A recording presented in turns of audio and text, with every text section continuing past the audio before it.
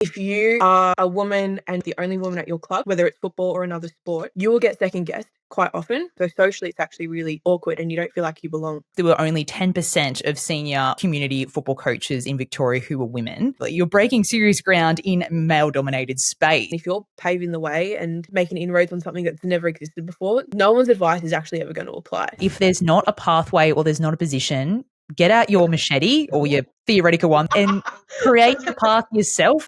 Don't take no for an answer. Welcome to 40G.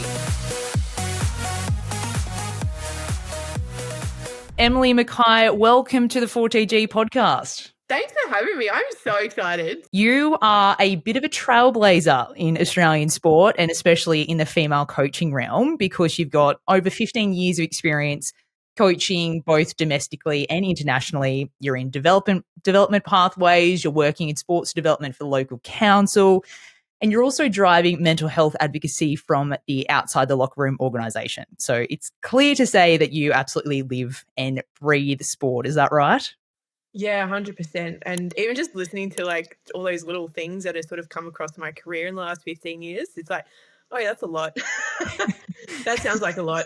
I don't know how you fit it all in. Yeah, it's a lot.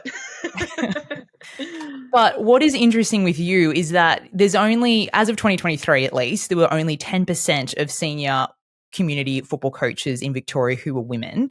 And there are very few, I only know just yourself and Deanna Berryman from the AFLW coaching senior men's teams as females. So you're breaking serious ground in male-dominated space. So I'm really looking forward today to jumping into that journey about firstly, how you got there, how you took up space, how you earned respect, and now how you are leading in senior men's footy. But before we get there, I know you don't like to mess around, so I thought we'd start with some rapid fire questions. Are you ready to shoot? Let's go. All right, love it. What is the best coaching advice you've ever received? As in for me as a coach? Yes. Confidence comes from competency. Ooh, love it. Yeah, I think That's good. I see a lot of people running like confidence workshops or like empowerment stuff for women coaches, and it's like that doesn't make them confident. Competency and learning your craft, that's what makes you feel good. I love that. And that brings in an element of consistency too, doesn't it? 110%. Brilliant. All right, next one. What is a coaching mistake you'll never repeat? Coaching mistake I'll never repeat. You didn't give me these questions beforehand. I didn't. This is true off the cuff. A coaching mistake that like I'll never do again. Okay, yeah, I got a good one. Going into local after being involved in talent and not understanding that there is so much more social layers to community football, especially women's football, and that buy-in is a lot different in the talent space because you just command respect by being there, whereas you have to really embed yourself in the community in local football. And if I was to go back again, I'd do that completely different and build my relationships completely different, especially in the women's space. Right. Yeah. Interesting. Like it. Okay, now this is the biggest question and I think you'll solve a lot of issues here today if you can answer this right here and now. In this day and age, why aren't more women coaching? No, I've got an answer for that, 100%. Good. Because there's still not very many women that are coaching in football in general.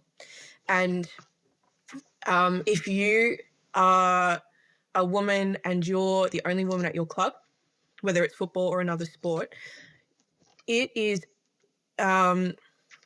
you will get second guessed quite often, especially if you have like male parents or male assistant coaches.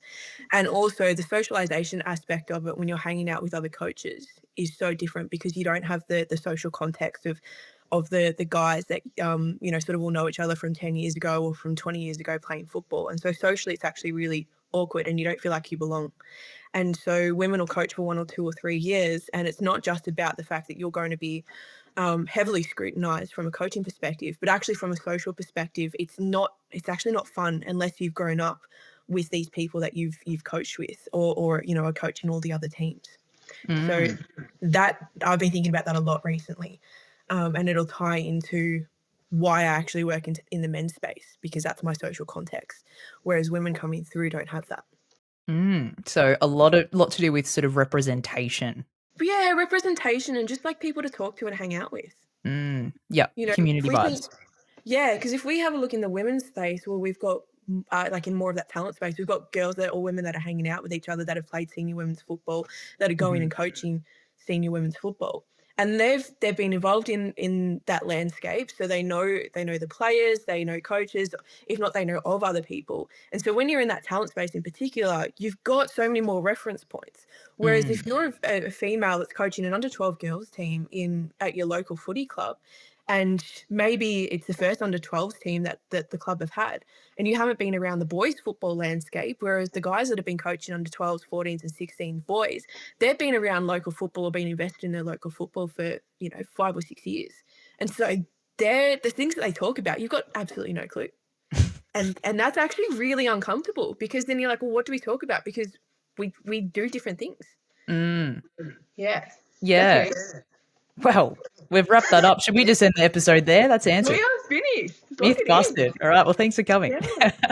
No, Yeah. I'm now keen to know more about you and take it right back to what did sport look like for your childhood and what were your own experiences of gender inequity in sport?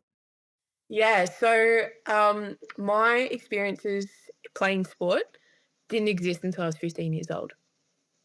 Didn't play Mm, organized sport until I was 15. Growing up, football was a thing that I did with my stepdad or my sister's dad, and he was obsessed with footy. He took me to all the Carlton games, so that was my childhood growing up, being obsessed with this. I don't know, this game that had nothing to do with me. Essentially, it was just a way that yeah, got to hang out with Darren. Yeah, he was kind of my dad at that point in time, really. And I'd always wanted to play footy.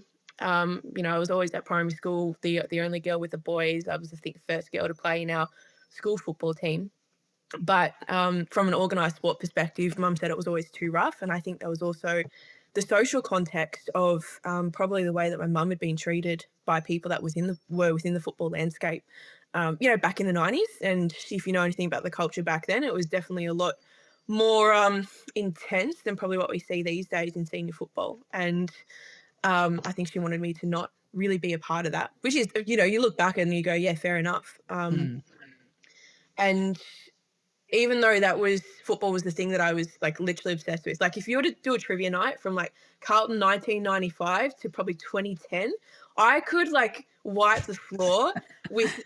Oh, I'd be so good at that. Like that was my era. I know nothing about Carlton from like 2010 onwards, because I don't know, just being a Carlton supporter growing up, you were in for a rough time, and I think I kind of just really got sick of it.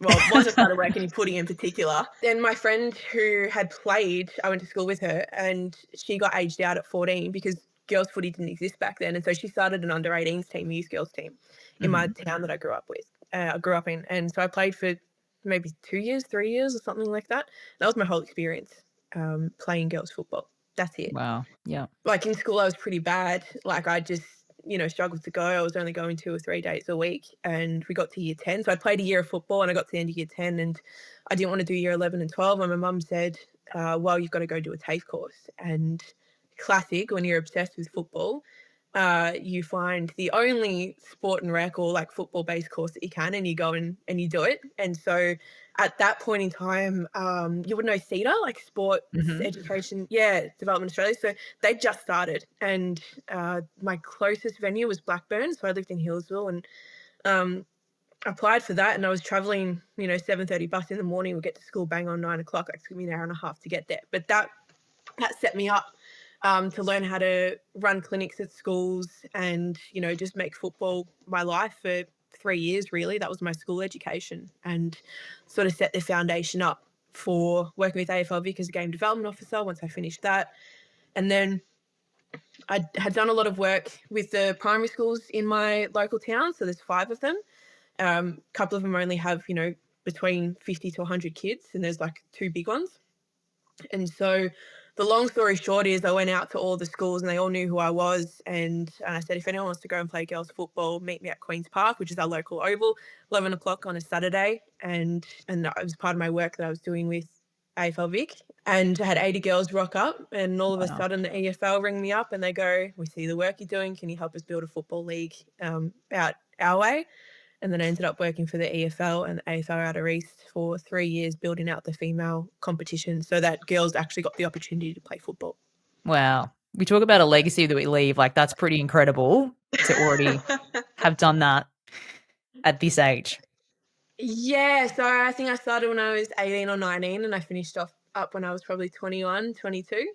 And yeah, it's funny. I think back then there was a time where I couldn't walk down the street from our area was from Warburton out to Glen Waverley. Like I couldn't go to the Glen in Glen Waverley.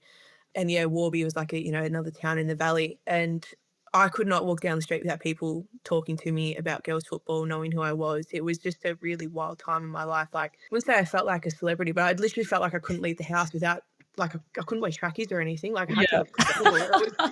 It was insane. No And paparazzi, please. pardon? No paparazzi, please. Oh yeah, absolutely. I now people don't know who I am anymore, so it's kind of nice. But it's like it's so good. Wow, that's incredible. But like, it just goes to show the appetite that was obviously there, but it just took one person to take charge, and look what's Yeah. happened since. Oh, absolutely. There was the financial investment. Like I was paid from AFL Vic, like a third AFL Vic, a third Eastern Football League, and a third from the AFL Outer East. And really, like if you've ever worked at a league before, you'll know that they are at capacity all the time. Like there's too much work to do. And so Mm, you add this idea of girls football, and then how do you integrate girls football into an already existing competition on a Saturday? Oh, sorry, on a Sunday, where the EFL have their set times for their age groups. And then you've got the AFL Outer East who they're trying to fit like 7 games on a Sunday so everyone plays at home together. And then you add mm, in 1 or 2 extra girls' teams. It's 9 games of football. Like that, it doesn't work. And you needed an extra resource to do that. And it was before AFLW existed. I reckon we mm. were building that for maybe 2 or 3 years. The third year was when I think AFLW had started. That is exactly an issue that we don't think about enough, is because they're not making more AFL fields, are they? That's the problem. We're getting more women's teams, but we're completely under-resourced, and logistically, it's been a bit of a nightmare to try and introduce, especially as more girls are getting involved, which is fantastic, but it's really getting harder to try and accommodate for everyone. I think it's the same across a lot of other women's sports as well. So cricket, is a big one where the women are now playing on Sundays, which is great. But if you look at, so I work at Casey Council in sport development, and we've got Sunday cricket teams that are out there as well. So you're accommodating for women's and for Sunday cricket teams, and then they can't play Saturdays. It'll be across the board with a range of other sports. Is probably footy and cricket are my two main ones. Yeah, logistically, it's hard to Mm, fit them in, and I think even before women's sports started, like clubs were landlocked anyway. Like there's no growth for men's sport either. mm. So people have to fit within some kind of rules or structure that really just doesn't exist for the population. It's not catering towards absolutely everybody. And we want, that high standard, but then we also need, social sport as well coming through. And Mhm. there's just no space for social mucking around, like low stakes kind of footy. And that's pretty rough because I'd fit into that category. I don't want to take my footy seriously anymore. Yeah. So, how do we change that? Oh, that's a great question. How long you got? One thing I like about the EFL too is that the women play on Saturdays with like the seniors play as seniors. I love that. Mhm. I when I was involved in senior men's, it would be the seniors are at 220, the reserves are the game before, and then our senior we're two women's teams. So our first team was in between the 19s and the resis. One of the things I really do like is pushing back that 18s or 19s time slot, so to accommodate for women to come through. Would it be better if we had more women playing after the resis? Like that'd be cool, but um, is what it is. But yeah, just changing that conception of the idea that men's sport has to be on a certain day and women's sport has to be on a certain date. Then we've got logistics. So we talk about cricket. If women play on a Saturday, well then really how many resources are we going to have, because there's not a lot of women that are coaching or umpiring or doing any of those things, so we'd actually don't have the logistical resources to get them to play on a Saturday.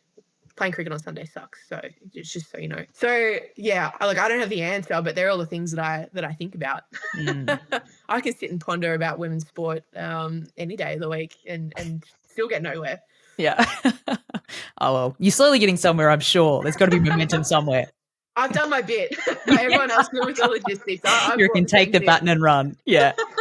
So what was it about coaching that lit you up more than playing, do you think? Oh, I started coaching the same time I started playing. So you It didn't really was get to have much to compare to.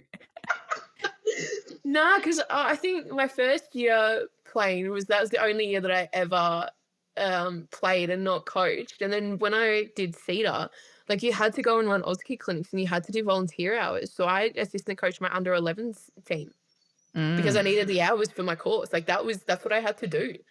Um, and then just because my mates were playing in, I think it was the under 16s. And so then I would go to training and I'd do the water or like I'd be runner. And that was, technically coaching as well. So I just don't know any different. When I was working for the league, I wasn't able to play for a club that was in my like area. So Mhm. if you see a map of Hillsville, we're kind of like really out east and it's 15, 20 minutes to get to Lilydale.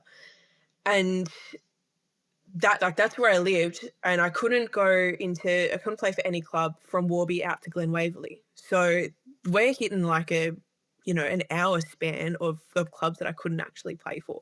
So by the time I hit 18, like I, my closest team was probably Diamond Creek, which was maybe 50 minutes away. So why would I go do that when I could go play soccer at my local club with people that Yeah. I grew up with? Like that's the reality of my situation. So coaching just became the thing. Then we got the girls team up, so I ended up coaching our 12s, and then I ended up coaching our 18s in our girls, because then I stopped working for the league. So that's kind of just how it happened. And then opportunities popped up because I was working for the league. So we had our first interleague competition, or V-Line, I think it was. So V-Line was Yarra Rangers, because that's country footy, and then Eastern Footy League had interleague, and so I just did that rep kind of stuff. And yeah, it was like, oh well, maybe this is what I want to do.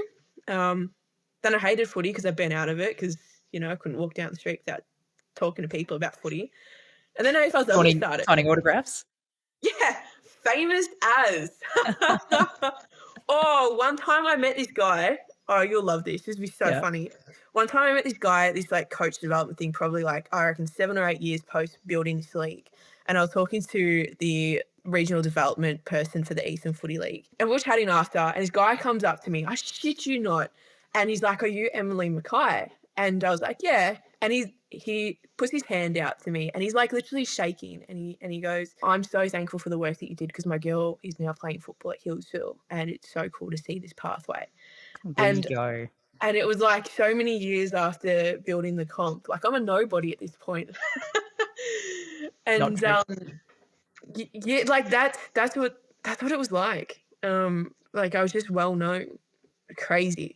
Crazy, crazy, but, like, it's obviously so well deserved, but it just yeah, again, it goes to show that it takes one person and you don't need to be the most qualified to do it. You just need to have a bit of drive and follow through and a vision and just act on it. And that's what we often say with coaching. And I know myself when I was coaching, I got into footy late, so I felt like I didn't have the footy IQ to coach. You learn that Yeah. along the way, but you don't have to be the most tactical person to coach. Sometimes it's just you need to believe in your athletes and bring the best out of them as people first, and then that will translate into being a good coach. I think we put too much emphasis sometimes on needing to know the ins and the outs of the positions and the tactics and all of that, but often you just need to be a good people manager. Yeah, and that's, I'd say, the biggest thing I've learned. Oh, it's twofold. It is one of the biggest things that I've learned over the last probably 10 years or so, is that it is the people management thing. And I think as long as you have a base game plan that works, and when I say base game plan, it's like, are we going to hand pass the ball through the middle and then kick the ball and aim to hit a full forward? Or are we, using our width and going around the outside? Like if that's just the basic game plan and that's what you train, then people will buy into that and they'll do it really well, and then your team will be able to execute. So there is like that little bit of structure. I think you have to have a little bit, but way more you have to be able to just be able to hang out with your people and enjoy their company more than anything. Absolutely. Absolutely. Tell us about your early experiences being a female in a male dominated industry and how did that feel? So when you're young and you're 18 years old, and there are not many girls that exist, it's actually a, I wouldn't say an advantage, but people wanted to help me out. The vast majority of people wanted to help me out. Then there were some people that did treat me like a young girl. There were times when I was working for the league, I'd be cornered by presidents in the club rooms because they weren't happy about a decision that had been made from a league perspective, and that act of intimidation. I remember getting phone calls like at 10 o'clock on a Sunday night from another coach, consistent phone calls because they weren't happy about things. And I always wonder whether that was because I was young and because I was a girl, so it's very easy to intimidate. On the other side though, there are so many people that wanted to help, and so when you ask questions, just like it made other guys, men, because that's literally who I was working with, it made them feel good almost. But the moment I started becoming more confident and more competent is actually probably when it started to change. So give me about 3 or 4 years when I'm not clueless, or I don't feel like I don't know what I'm talking about. You then actually see this dynamic of challenge with the guys, how they're responding to you, because now you're not this young damsel in distress almost. You're actually really changing and challenging the way that they operate or the way that they think about things. And that came with a lot of challenge, because when you're 22 or 23 and you're like, I think we could do this better, or suggesting something else, that was a challenge, because then you become difficult to work with.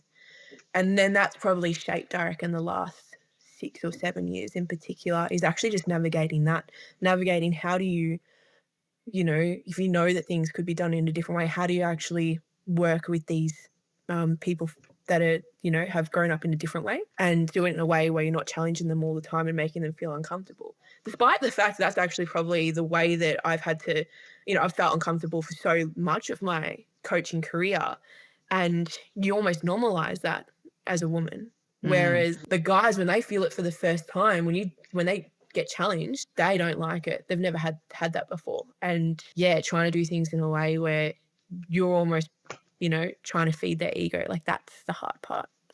It's the hard part, and it shouldn't be how it is, but you've sort of got to work with what you've got, right? And it's about, again, that 100%. people management. Yeah. Yeah, that's the mental gymnastics. If we talk about the challenges of being a female in a male-dominated space, you do so many more mental gymnastics. If you're aware of this is actually what's going on, and I think that education piece of understanding your social context, that, I could sit there and hate it and be like, this person's shit, or they're treating me like this, or they don't like me because that's I can do that.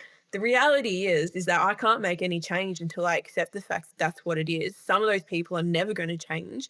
And there are some people that are, come along for the journey, and you explain that this is the challenges that I face, or this is what the female experience is, especially coaching men. That, I'm not going to get buy-in until 3 or 4 weeks later, after they realize that I'm actually really competent at what I do.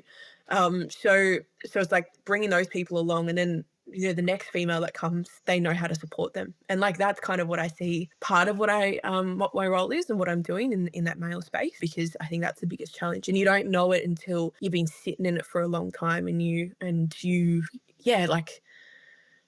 can put a framework to what that is.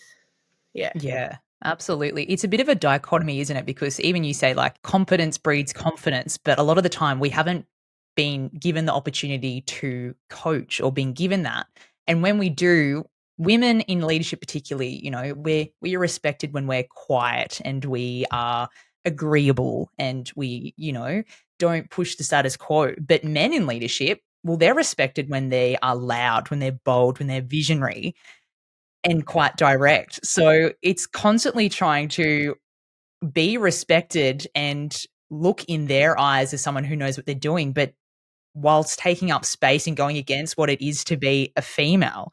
It's once we can overcome that sort of hurdle and just be seen as equals, that will be a massive step forward. But as you say, people aren't going to change overnight. So it's a matter of using what we've got and knowing how the system works and playing that to your advantage.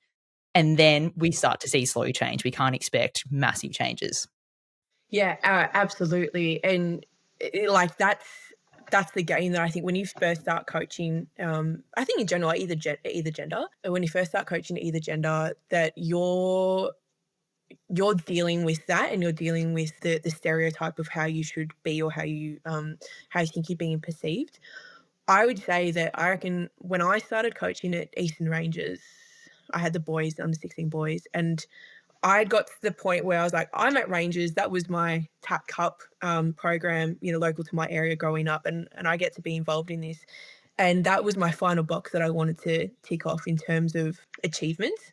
For me, that was like the greatest thing. And when I got there, I realized that I then just didn't give a shit about how I was perceived, because I was already there. I already reached my goal. And I had this low attachment to whatever the outcome of that program was, or season. And I just went and was like, I'm going to have fun with this. And that moment of bringing that, I don't want to say female energy or feminine side, because I don't think it's that. It's just more of I don't take football as seriously as my other male coaches, but I'm good enough and I know my stuff enough that I can help these players. The moment I did that, the moment I didn't care about the way I was being perceived, or you know the way that I was operating with these other coaches, was actually the moment I became so much better at what I was doing. And it only took me 10 years to do that. Mhm. And I will constantly take the piss. I'll rip into my players in like a joking, fun way, and enjoy myself. But also at the same time, I will only do that if they reach the standard of where we should be training. Yeah. So it's like, if you're gonna be here and be in a talent space, we're like 9 out of 10 in terms of the way that we operate, for standards. 10 out of 10 if we can, but give them a bit of leeway. 9 out of 10. If we do that for the most part, we'll have a great time, because you can still operate at that high level while also having a really good time and hanging out with your teammates, and having some jokes with your coaches and that kind of thing. And when I was able to see that they actually performed so much better because they were more relaxed, Mm. I realized that that was my nugget of gold. And that's what I bring into the male space in particular, because I think it can be very, very serious. And it doesn't have to be. Like, football can be fun. Mhm. It absolutely should be fun at the end of the day, shouldn't it? That's why we play it. Yeah, it's a great sport. Dumb sport. Like, there's 18 players on the field, or 16 in women's, and you're all just like going fighting over one ball. But nothing better than going for a kick of the footy, and training and being around a group of people playing a really physical sport. It's so good. Mm. I think that's important what you said there. It kind of sounded like when you realized you didn't have a point to prove anymore and you just stepped into your own natural energy, that's when things change for you. Yeah, 100%. And but I think that's different from that feedback of just be yourself, because you can't be yourself until you feel comfortable. I think for women in particular, because you are in a male dominated space, you are constantly, I'm not going to lie, you're constantly being judged, or you're constantly probably being underestimated more than anything. Like, people assume that you don't know things. I Mhm. still get that to this day, so it's hard to get to that point, and that comes with reps, that comes with your years of coaching. But it's getting women to that point where you've Mm. done it for 5 years. You can't come in, and I think if you do any skill, you're not going to be good at it generally in the first year, or first 2 years, or 3 years. You do the reps. It's like playing a game of football. You are a better footballer after 5 years than you are after 1 year. And creating that environment for women to do the reps, that's where our problem is at the moment. Mm. Do you think females, particularly, we get in our heads too much and we worry about what other people think more so than males? And is that a contributing factor as to why we don't stay in coaching that long or even put a hand up to coach? Oh, men don't think about it. Men are in environments where they've played the game, and generally they're coaching with their mates. We go to a community level, they're coaching with their mates. They may have been involved in a flag before, especially if they're men that have played or been a respected player for a very long period of time. They also then can use this like blokey kind of like rah rah, like let's go kind of energy, and the players buy into it, Mm. because it's like fun and it's like masculine and like real boysy and blokey, and we love those kind of environments. Whereas I don't know where that culture fits from a female perspective, I don't know how you're not going to replicate that, but like, what's the female equivalent of that? Because I feel like you're always constantly overthinking, think just even in your general life, you're thinking about, does this person like me? Or we're trying to analyze or factor in 50 different things because, we've got a more nurturing kind of mentality because we've been socially conditioned for that. So we have to factor in 50,000 people's opinions or feelings. And sometimes it's just like, bro, it's not that deep. Yeah, analysis paralysis. Yeah, it's just, oh, cool, they don't like me. Like, what am I going to do about it? I can't control that. Yeah, Like, literally. And when you get to that point, you just go, yep, cool, you either like me or you don't. If you don't like me, you're probably going to be a detriment to my career. And that's the thing that sucks. But then you got to, you just got to find another environment and your confidence is shot. But then that next environment might be the place that you want to be, that really absolutely. supports you. So you just got to find your people. And I think that part is harder for a female. Yes. And as we always say, like sport is a vehicle for life, right? That's the same in life, in a workplace. Everyone is not going to like you. That's a fact. You can't control how they feel. So the more that you detach from that and realize that that's out of your control, the happier you're going to be. But we've been socially conditioned from a young age to be liked, that to want to be liked, to want to get the approval from everybody. And that is the undoing. Mm, It's actually how we've grown up. yep. So if I'm a young female who wants to coach today, what are some of the best pieces of advice you would give her, knowing what you know now about either just coaching in the female space or if she wants to step into the male coaching space? So I think it depends on whether you are going to coach female or male. Mhm. Um, Whichever one you choose to do, learn about the landscape of it. And I think it's easier for women to learn about the landscape of girls' football and women's football because that's what you end up playing in. So you naturally grow all these skills that you don't realize until 5 years down the track, where you can start talking about things that happened a couple of years ago, and talk a bit of rubbish. Like that's what gives you more context. It helps you recruit. Your people in that space. People are more supportive, no matter what area you're in. People will be like, you've got your people in the women's space and you've got your people in the men's space. So if you want to do either, you have to be in it, in order to do well and in order to build your support systems. There's no point in me going into women's football. I know nothing about it. I haven't played seniors. I know nothing about VFLW. I know nothing about AFLW. Not because I hate it, just because all of my time and investment has gone into men's. I know the Eastern Football League Division 1 competition so well. That's my landscape. Mm, I know the talent system, and I know players that have been drafted from 10 years ago because that's what I grew up with. I know the blokes that I coach with in senior men's. Well, not that I know them, but we have connections because half of them were from Coldstream Cricket Club or Coldstream Footy Club, which is the closest town to the town that I grew up with. And so I knew people that they knew, and I knew the context of the Yarra Valley Senior Men's Football competition back when I was building the girls' league. So if you know your landscape, you get your support systems through that, and then that's what helps you become a better coach. Regardless of what gender you're coaching, like, coaching's hard. And so build up your connections and your people in whatever space that you want to be coaching in. And I think that's probably the best advice that I could give someone. mm. And if they're in a space currently and they are feeling like they're not being treated equally with the men or there's some bias there, what are some practical things they can do straight away?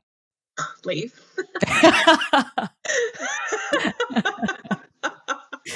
That's an easy fix.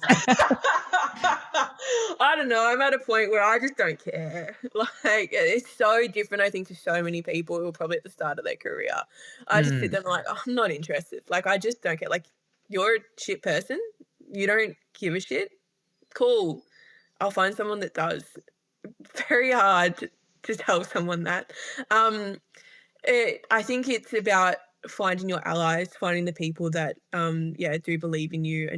And I think in both the female space and the male space, finding men that support and can call out behaviors, that's going to be the best way to do it. And I hate saying that, but mm, for example, we have a new coach at my cricket club, and I've gone back to playing at my junior club, which was senior men's. I used to play senior men's when I was young because I didn't have any other option. And there's a couple of other younger girls that are playing. I thought, oh, it'd be, great to jump back in. I miss playing cricket.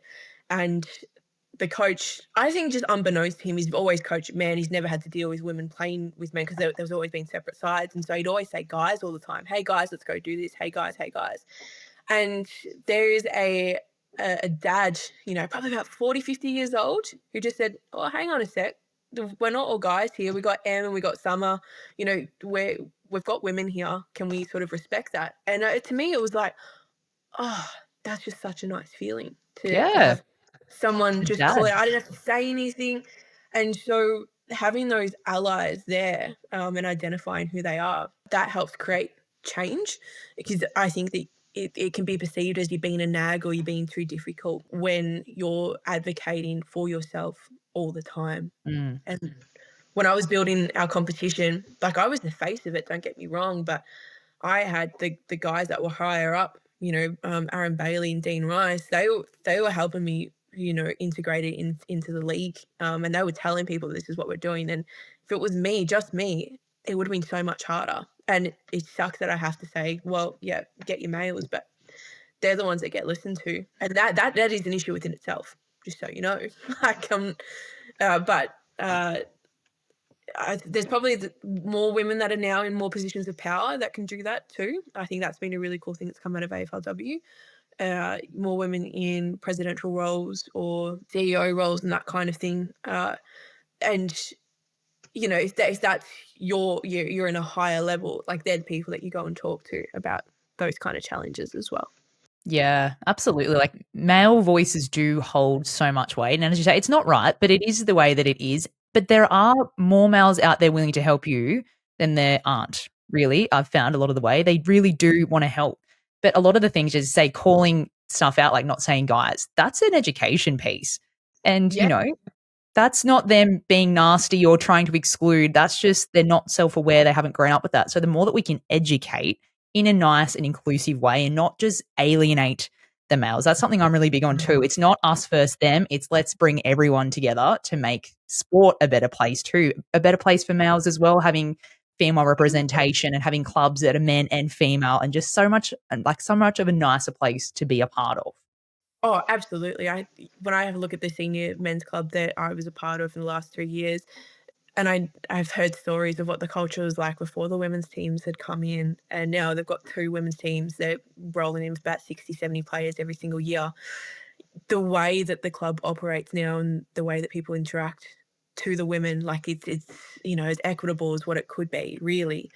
Um, like, the environment is fun and the Mm. boys love it. We've got young boys coming through. So it's so important to have women's voices and to create those spaces, because it's just a healthier place to be a part of. Mm. Absolutely. And have you seen working in sport at both, council level, being a coach, etc. What have some of the different outcomes, whether that is engagement or retention, performance, been when an environment is more inclusive?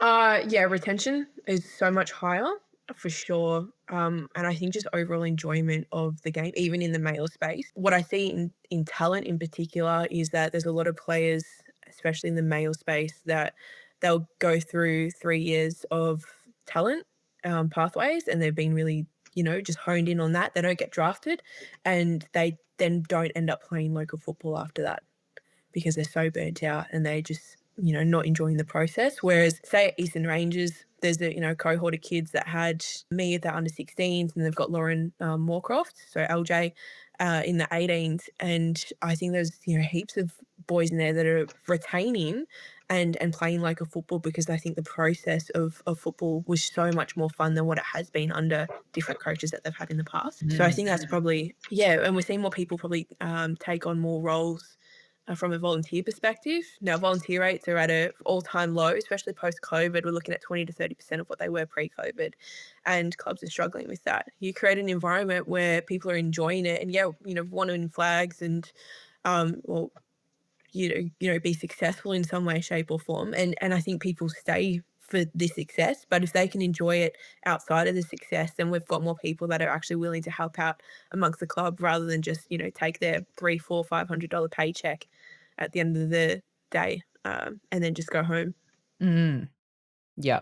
Now, before we get into your bread and butter, which is all about coaching philosophies and how they've evolved, one more thing on the female coaching space is that generally women face 3 times more barriers for progression when it comes to coaching. And I know myself, I've been to a lot of VAFA women coaching clinics, and a lot of the women in the space said, I've got all the accreditations. I want to go further, but there's just no pathways for me and no opportunities coming up. Have you experienced that? And again, what do you think is going to make that change? That's a funny question because, like, yes, I have experienced that, but no, I haven't at the same time. And part of that is because I go back to relationships and investing in your people and knowing your landscape. So when I was building the Eastern Region Girls football competition, I knew a lot of people in football, and there was a guy that ended up taking over one of my boss's roles, and he was the regional development manager, and his name was Danny Ryan, and he ended up becoming the what do you call it, the talent manager at Eastern Rangers. And this is how football's traditionally worked in the male space, right? So I had a year where I didn't enjoy my coaching, and I was like, oh, I think I'm done. Like, I don't want to be part of it. So what I did was I picked up the phone, called Danny, and I said, I hate football at the moment. I didn't enjoy it. Can I jump in into Rangers? And he said, yep, no worries. 2 days later, I was on a Zoom call with him and Travis Cloak going, where do you want to go? What do you want to do? And Mm, I said, I want to be in the boys program. And I think that ties into the fact that there is no pathway, and it is who you know. And mm. you just have to know the right people. You have to And be make in your touch. own pathway. You have to make your own pathway. Do I Mm, agree with it? No. But have I faced that challenge? Kind of not, because that's sort of how I've operated. Even I'm at Sandringham Dragons at the moment, and I put a thing out on LinkedIn just going, oh, I'd like to go to a different local club, senior men's, like a high level. And then the talent manager who I'd worked with previously sent me a message. So that's where like the reputation sort of comes in. How you develop that, that's hard. Maybe it's changing clubs and figuring out who's in what role. You have a look at all the interleague coaches, all of the talent coaches. What are their involvements in local, and be really strategic. Again, do I like that? No. Is that kind of the way that the job market operates? Outside of football? Yeah, kind of. mm. People want to feel comfortable. People want to hire people that aren't difficult, that aren't a challenge to work with. And unfortunately, being a woman, you will challenge people's stereotypes, and people's unconscious biases, and you will make people feel uncomfortable. That's the reality. And so it's, how do you build those relationships with people? And it's not about even just contacting those people that are, in those high up levels. It's investing in the right people at your local club, because, or, people that in football. Because how was I to know that, I don't know, 6 or 7 years ago, prior to calling up Danny, that he was going to be the talent manager at Eastern Rangers? Mhm. Like, I didn't know that. Like, Exactly. invest in your people now. Don't think too much about getting into the higher spaces. Do what you do well. And people end up changing clubs. Don't stay in the same place for too long. Like, that's another way to grow. And you'll be surprised at people that you meet. Mm. Um, I think it's more prevalent in the male space, and I think I also stand out way more in the male space as well. I'm very well known from Frankston to Outer East area, and Yeah. that's 15 years of coaching, of being in football. And I said earlier in the podcast, do the reps. Like, you can't just expect, especially if you've not played at a high level. I've never played at a high level. You can't just expect to walk into it. Yes, you can do all the accreditation and whatnot, but if people don't trust you, people don't know who you are. I love that. It's like if the position's not there, make it or have the audacity to ask. And if you get told no, that's fine. Go and ask someone else. Like, don't take it personally. Just as thicker skinned you get. And as you say, it's all about connections and networks in life, not just in sport. But if you're known to be a good person and you want to ring someone up and ask them, like chances are they're going to want to help you. They're going to want to say yes. Just constantly push the limits and just ask, whether it's on LinkedIn, whether it's on, get someone's number. It's going to do no harm just putting the idea out there and asking. And as I said, if you get told no, that's not the end of the world. That doesn't mean no. It might just mean no for now, or no to that door and another door opens. Absolutely. And when we look at those doors being open, they're probably not going to be open straight away. I think that's the other thing. You're looking for instant success. You're banging your head against a brick wall for the most part, going, how do I get there? How do I get there? How do I get there? And when we focus so much on how do we get there, we don't focus on how do I just enjoy and how do I build those connections. And that's what it is. It's just enjoying your process, because I think good things come from that. And yeah, it's a challenge, but that's life. That's actually genuinely life. Yeah. And it begs the question too, why do you want to get there? Do you just want to keep going up the ranks because it's going to sound better? Like, you can have a massive impact at grassroots level. You don't necessarily need to be an AFLW coach to be respected and to have massive change and impact. And let's go one step further. So you coach a grassroots team. Say you're doing under 18s and you're the best coach. So let's say I've coached you, Kylie. So you were under 18s and I was the best coach that you've ever had. Now you make it into VFLW, and maybe one day you make it to the AFLW. Now what you've done is you've gone through that talent pathway system. It's going to be easier for you to connect with people to coach at VFL or AFLW level, just because you know the right people. You're gonna put your hand up and say, can I jump into an academy program? Can I've done my ACL again, I'm retiring, but can I be a development coach at whatever club that you're at, right? That's your pathway. Then you start doing the reps, you start getting the years in, and then you end up head coaching, maybe in the talent space, because you've done the years at VFL or AFLW level. Right now, this stuff doesn't really exist at the moment, or maybe it's just starting to exist in the women's space. So you jump in and you're head coaching the under 16 girls you'll be at Sandy because that's your closest area, or maybe you could be at Oakley. So all of a sudden you're head coach of the under 16s because you've got those reps in. Now I was your best coach that you've ever had, and you've got to get an assistant coach. Who do you ring up? Yeah. You were the best coach I've ever had. I want you here. I want you to support me. I want to know what you know. All of a sudden, I'm now full circle moment. I'm supporting you, but then I develop a really good reputation. I then get to know the talent manager at Sandringham Dragons and all the other assistant coaches who all have their own other connections. And then all of a sudden, maybe someone that I worked with or someone that I knew realized that I was really, really good, and they got into the VFL. And then because you've got this really good rapport, really good relationship, hey, can I just come down to trainings and see what you're doing? I want to know your drills. I want to see how you do a review. Now, this year is probably 6 or 7 years post me coaching you in under 18s, right? That's the reps. Absolutely. It's not coincidence. No, but that hasn't existed in the female space because you haven't had as many years at AFLW level, at VFLW level, at, what's it called? Coach talent now.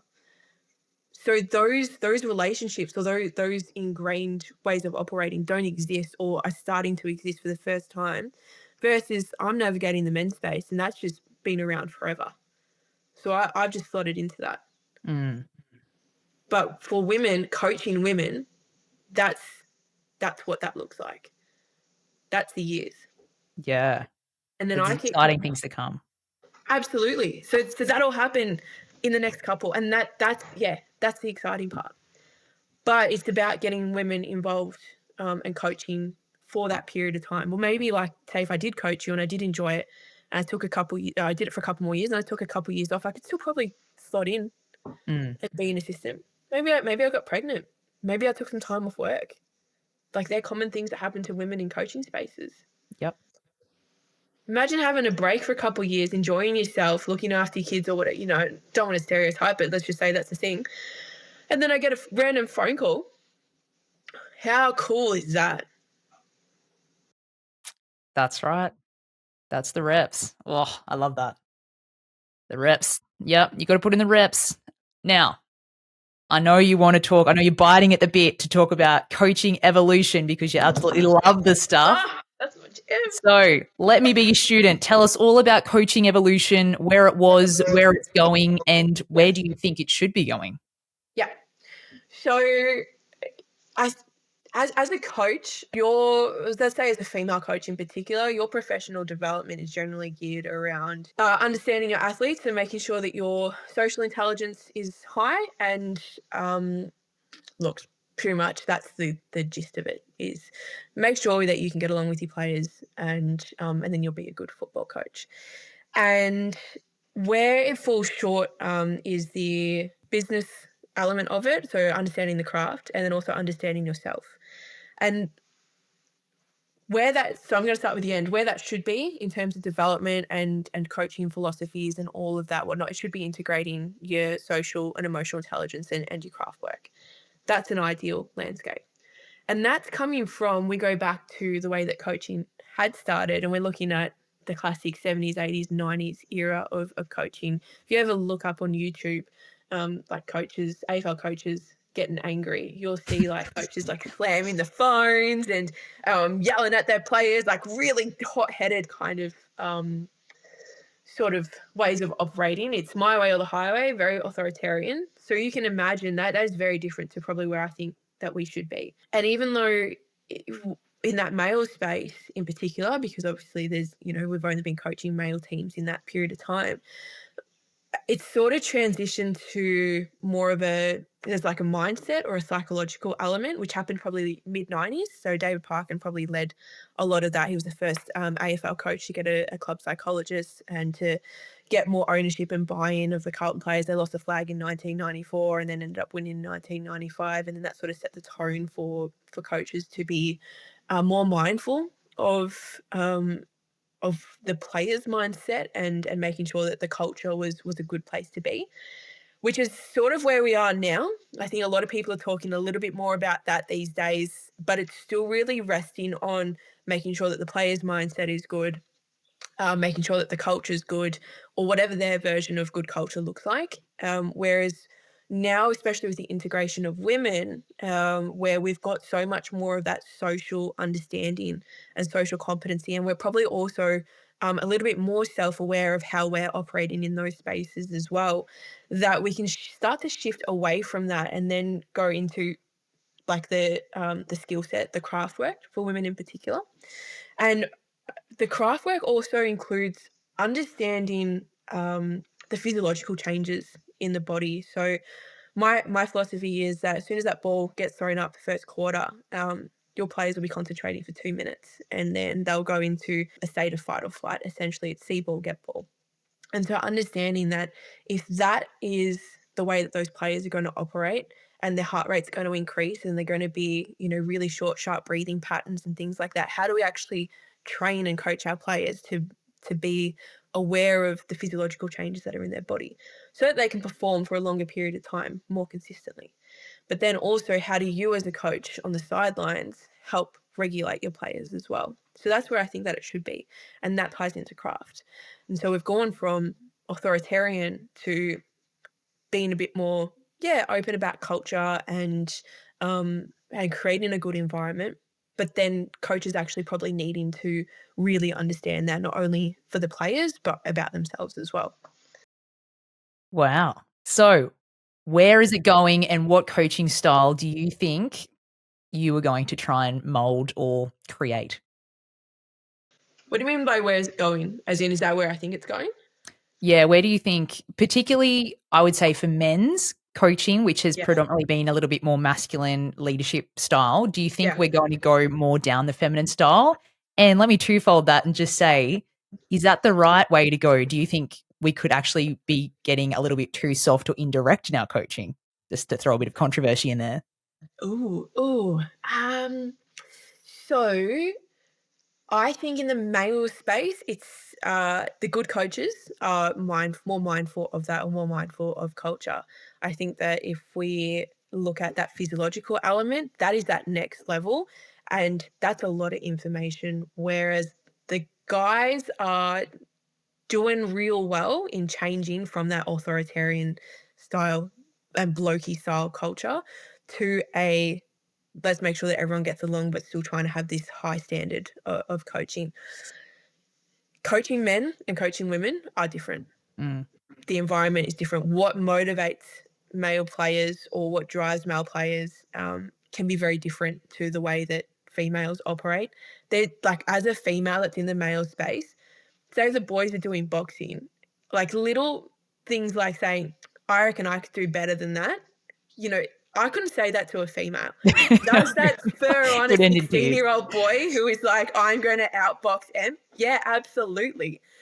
So it's not going to look the same from a, like, if you add in that feminine, like super feminine lens, but there's elements as a woman that I can bring into that uh, that make it enjoyable, that it, you know, sort of plays on those kind of roles. Can a male do that? I don't think so, and I don't think they need to. But that's where I think that it's really important to have women that are confident and competent within who they are and within their skill set to be in those spaces, because it brings out a different element of fun and banter Mm. that can be very motivating, and also can also create that safer kind of environment as well. Yeah. It speaks a lot to the importance of diversity and leadership and having different genders, different ages, different viewpoints on things, because what might work for one athlete may not work as well for the other. But if you have a really nice complementary team, it's going to really resonate better with a broader range of athletes and mindsets and characters as well. Absolutely. Absolutely. Like at Sandringham, so we've got 108 players that are currently trialing for the boys program at the moment. And, you know, there are coaches that are my age in particular and who are very respectful and towards me, and really, you know, ask me a lot of questions about the way that I'm seeing the social interactions in particular. And there's players that I sort of pointed out that I say, I don't think that the way I operate is going to work with them. However, this is probably the way that they would get motivated, or the way that you could talk to them. And I think maybe Jamie, you're actually probably well suited into that space, Mhm. or maybe Baz, that's probably you. And so just being able to see that and go, oh, cool, I'm not for everyone. And I know that I'm not for everyone. And I know that these other coaches are going to be there for them. And that is that diversity. And Mm. and maybe there are elements later on where I go and have a yap to them in 2 or 3 months to still build a bit of rapport, but I'm not their coach, and that's okay. Mm, yeah, and I guess that can be done in a well-resourced sort of setting like your coach leagues and things, but if you're just the only coach at a country footy league, I guess the probably best way is to be aware of different coaching styles and maybe just alter your coaching a little bit to cater for that. Do you think is that the best thing you can do if you're the only coach there? Yeah, you don't want to change yourself too much, to be Mm, honest. There are going to be challenging personalities that will need a bit of love in a different way. And sometimes it's going to challenge you to do that. And sometimes also it's about being okay that you actually can't provide that as mhm, well. I think part of the challenge of being a female is that you're going to be judged in a different way, and you're going to be challenged in a different way, and people are going to look at you differently. And so you're already 3 steps behind. And as we are so much more aware of people's personalities and whether people like us or not, if you can learn to not beat yourself up because XYZ person doesn't, you know, like you, that's going to hold you in good stead to further on for your mental health in particular. mm, If that player becomes a detriment to the team and to your coaching, then maybe that's that time where you just have to move on and be non-attached to the outcome of you coaching a certain team. mm, Now, I will also context that it's actually so much easier in the male space to go, oh, this person doesn't like me, but they just lock in and they just do what the coach says anyway, regardless of whether they like me or not. In the women's space, I found that that's way more of a challenge. I come from a place, especially having grown up playing men's sport, that you just do what you do.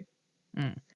And you know, men don't talk about their feelings as much, so you can complain a little bit, but, like, things might change later on. You know there's gonna be a different coach moving forward. Maybe it's in 1 year or 2 years or 3 years, whereas in the women's space, because we have less coaches or there has been less people that wanna coach, so there's less transition, so like, women have to be more vocal about the people that they do or don't like. Like, that's different. Women won't lock in if they don't feel like they belong. Mm. Like, it's hard to actually navigate that as opposed to being in the men's space where it's just like, "Oh, well, it's what it is," almost. Yeah. So Yeah. so I can't actually give it, like, advice in that sense or reflect on that because I don't have experience in that space. But to be honest, that's actually part of why I'm in the men's space, Mhm. because I don't want to deal with it. I just want to do my thing. Yeah. Fair enough. And, like, you know, if that's your strength, go for it. You know what I mean? Like, it doesn't mean that you're not doing the right thing by not coaching women. You are a woman coaching in a men's space, and that's creating pathways for future women to do the same. So I think that's brilliant. Yeah, and that's what I want now moving forward more than anything. I've been happy to give up my coaching career probably since about 3 years ago. I just get Mhm. opportunities now, and oh Yeah. yeah, cool. Haven't coached senior men before. Let's go do that. St. of Dragons. That's like the footy factory. That is like the best, one of the best boys programs that you could be a part of. Why wouldn't I go there? Why wouldn't Mhm. I experience it? If they Exactly kick me right. out at the end of the year, that's cool. I Yeah. can still say I did it. And what is your coaching dream, do you think? Do you have a big vision, or is there anything you'd love to tick off?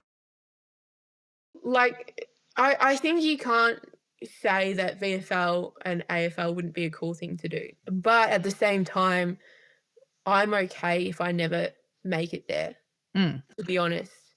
I've ticked off every other box that I've ever wanted from a coaching perspective. Going into senior men's in particular, so after I was at Rangers in the boys program, that was cool. I was like, yeah, I'm just going to be myself. And then I went to senior men's. I did 2 years there. And I went, oh, this is easy. This is fun. I don't know what else I want to do at the end of the day.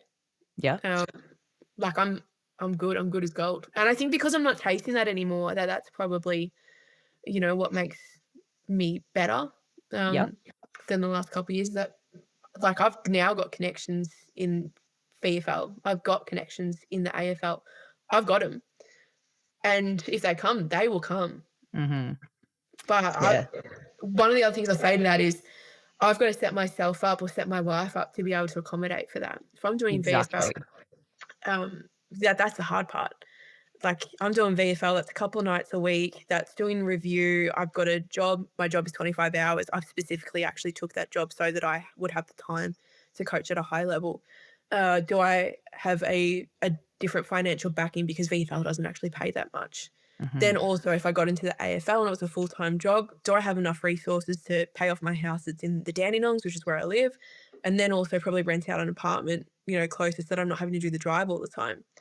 And then the added layer on top of that is based on the experience of what I've seen with men in coaching positions. They generally have a wife at home, and generally it's a traditional gender normed relationship, which means that the woman is doing a lot of the housework, looking after the kids, and doing all the cooking and those kind of things. Do I have that set up for myself that I can actually be at my best for Mhm. when and if I get to those higher levels?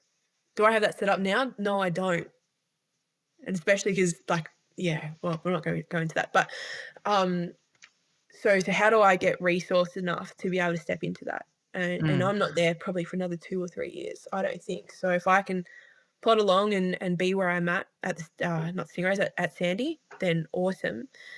But it is a big jump from a lifestyle perspective to make sure that I've got the support, especially, be the second woman in AFL and probably the third, I think, in BFL. So it's how do you, yeah, make sure you're good enough? Because if you stuff it up, that's your career done. That's right. You've got the weight of all the women on your shoulders, don't you? No, well, I have no doubt that you will be the first AFL coach who is a female. I'm gonna put it out there to the universe right now, and I can't wait. But all in good time, there's no rush. Yeah, no, absolutely. Yeah, absolutely. Well, Thanks. let's finish on a classic 4TG question. Let's go. Knowing what you know now, what would you go back and tell your 16-year-old self? Well, I wouldn't change anything. It's invest in your people. Have fun, enjoy your community sport, understand what you love about playing sport in general, and be curious and study things that you're interested in rather than what you think is right. And also just don't listen to anyone else because they're just projections of like what they think you should be doing. And if you're paving the way and making inroads on something that's never existed before, no one's advice is actually ever going to apply. Listen to it, Mhm. take what you can from it, and then just do what you want to do. I love it. Only listen to the man who's in the arena, or woman. No, well, that's absolutely one of the most powerful episodes, I think, especially from the coaching perspective. And the key takeaway for me, at least, is that if there's not a pathway or there's not a position, get out your machete or your theoretical one, they're now banned in Victoria, and create the path yourself, right? Don't take no for an answer. You need to be you need to be the person who is right for the job, and you need to have the initiative to prove that and to keep looking for new opportunities, which you have done. And I can't wait to see you be crowned the first female AFL coach in the not very long future, I am sure. So thank you so much for jumping on today. Awesome. Thanks for having me, Kylie. Really appreciate it. Thank you. If this episode resonated or if there's someone who needs to hear it, please share it with them. We're in pre-season. I'm sure there are a lot of coaches who will gain a lot of insight from this, and we want to help spread the word, build greater equity, inclusion, and opportunities for women in sport and women in coaching. Thank you so much, Emily. Thank you.